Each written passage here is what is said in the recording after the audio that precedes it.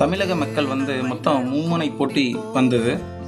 ADMK, DMK, TVK அப்படின்னு வந்தது. இந்த 3 பேரில் அதிகபட்ச மெஜாரிட்டி யாருக்கு கொடுத்துருக்காங்க அப்படின்னு பார்த்தீங்கன்னா, தனிப்பெரும்பான்மை யாருக்கு கொடுத்துருக்காங்கன்னு பார்த்தீங்கன்னா, தனிப்பெரும் கட்சியாக 108 இடங்களுக்கு தமிழக வெற்றி கழகத்துக்கு தான் கொடுத்துருக்காங்க.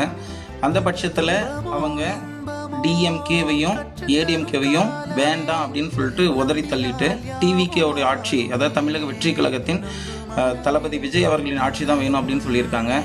ஆனால் இதுக்கு ஆட்சி அமைக்கிறதுக்கு ஆளுநர் இன்னும் கூப்பிடல. அதுக்குண்டான சில காரணங்கள்லாம் அவங்க சொல்லிட்டு இருக்காங்க. இப்போது திமுக வெளிப்படையாக நான் அவங்களுக்கு எந்த ஒரு இடையூறும் தரமாட்டேன் அப்படின்னு சொல்லிட்டு அவங்களோட கூட்டணியில் இருக்கிற விடுதலை சிறுத்தைகள் மற்ற 2 கட்சிகளையும் அந்த கட்சிக்கு நீங்கள் போகக்கூடாது அப்படின்னு சொல்லிட்டு தக்க வச்சுருப்பாங்க.